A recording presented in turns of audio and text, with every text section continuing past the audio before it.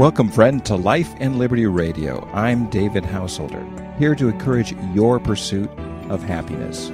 You and I are partners, exploring our shared spiritual journeys. Together, we're dreaming and working for a free society. Tell others today about our adventure in faith and freedom. So breathe in, open your mind, lift up your spirit. Let's get started. So this is part 7 of 7, the final installment of why our president is wrong about everything. And it's not that he is individually wrong about every detail. The very tree trunk of his idea, which goes out to all the branches, is that central planning is the way to solve things. And the more central, the better. The more federal, the better. The less local, the better. And the truth is, that's just plain wrong. We want to solve things at the most local level possible, especially things like healthcare and those regionally complex situations. The federal government should do as little as possible, and that was put into the 10th Amendment. The reason the Bill of Rights was put together was because some folks, some real patriots, said, we won't sign the Constitution unless there's a Bill of Rights that guarantees our individual rights and guarantees that the government won't get big and oppressive. Well, it's gotten big and oppressive, and we need to push back. The 10th Amendment says we need to push every decision out to the most local level possible, to the farthest branch of the tree, because the solution is closest to the problem when it's the most accurate. So what do I mean by that? If you solve a problem thousands of miles away from where the problem happens, then you create this supply line problem, an inaccuracy problem, an inefficiency problem, and layering problem. If you've ever worked in a company, you've been frustrated with corporate, whatever corporate is. If you're working in a church, you've been frustrated with the national offices of the church, with the denomination. If you're in a corporation, you've been frustrated with the regional office or the national office. And if you've ever been in local government, you've been frustrated with central government. And because they're out of touch, they're overpaid, they don't know what's going on, and they don't ask the people at the grassroots how to solve things.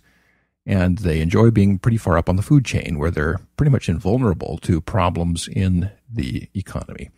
So what we're going to do here is we're going to apply the 10th Amendment to our situation in America.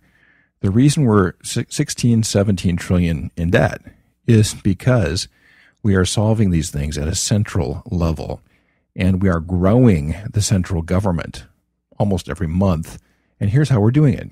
People in the middle in Washington, at the very top of the food chain, top of the pyramid, say, there's a big problem, and this problem is too big for anyone else to solve. We've got to solve it at a central level. And by saying that, they scare us as much as possible about how big this problem is and how only they can solve it. And if they get the fear level up high enough, then the low information voters, certainly not voters like you, otherwise you wouldn't be listening to this, they get the low information voters to vote for more central government help to fix the problem.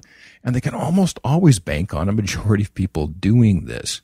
And so they rely on one person, one vote. And that might sound sacred to you, but it's not. It's important that we have popular vote on one side and that we have collective tradition on the other, and wisdom. And those two are supposed to balance out.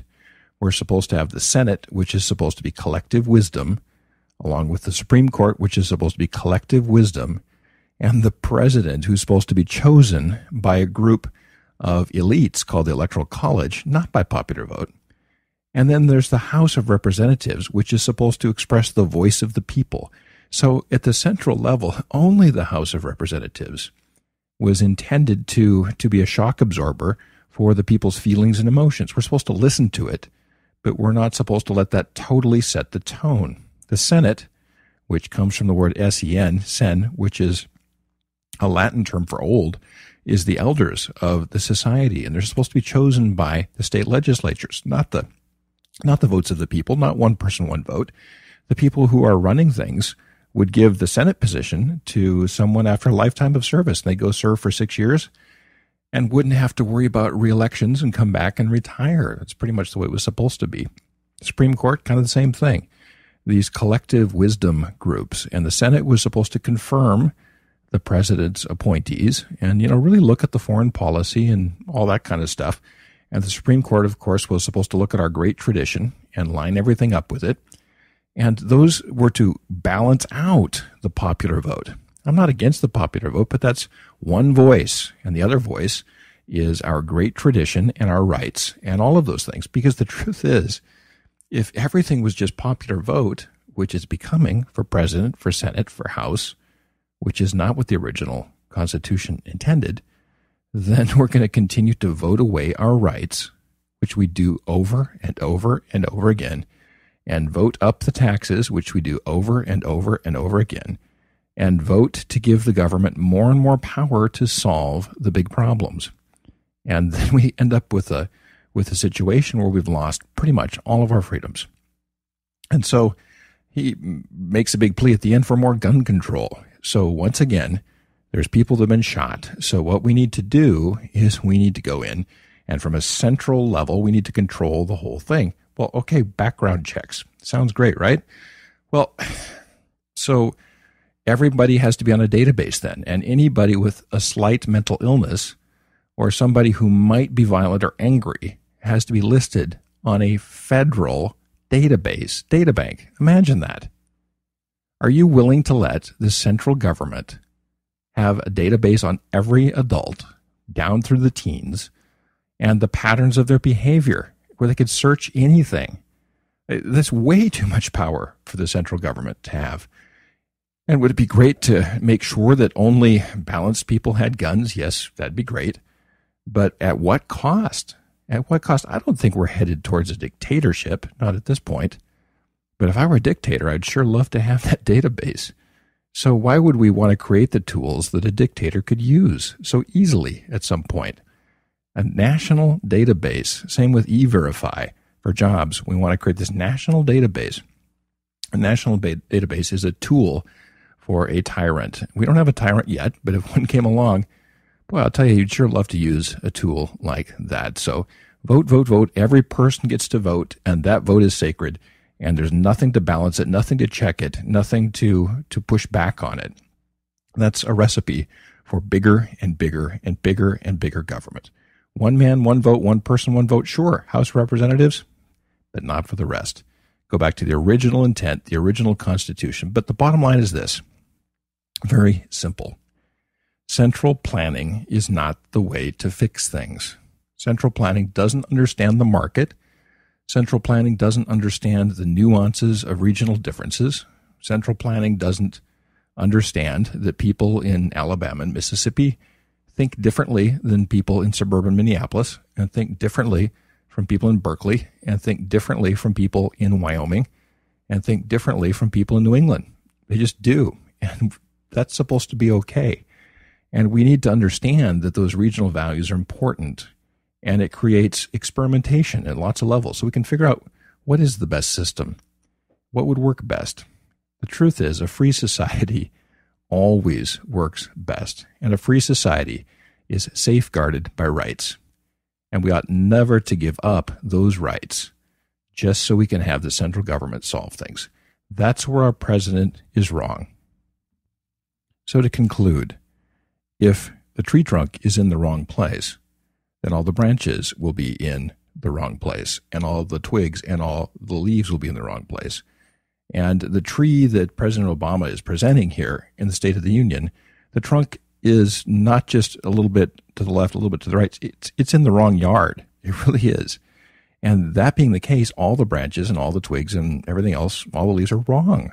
The whole speech is wrong because it's based on a false premise that central planning is the way to go. And what suffered is our rights. The Founding Fathers never dreamt that the federal government would be in charge of our transportation, of our housing, of our education, of our medicine, of our health, of our retirement. In none of that.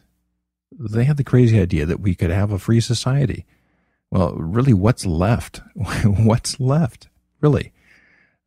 We need to regain control over those big parts of our lives and tell Washington, D.C., that it's none of their business. Their business is basically the security of the country, the basic security of the country, and the ensuring of our rights, and supplying us places like courthouses where we can resolve our disputes. Aside from that, they really need to just cut it out, leave us alone, and let us be the free people that the Founding Fathers dreamt that we would become. Well, that's all for today on Life and Liberty Radio. Thanks so much for sharing this part of your spiritual journey with me. Now, the views on this program are not necessarily those of my advertisers, sponsors, places I work or do business with. They're purely my own, but I'm sharing them with you, so share your ideas with me. Write me on Twitter at Liberty House, LIBERTYHOUS, no E. Until next time, let's continue dreaming and working for a free and spiritually grounded society.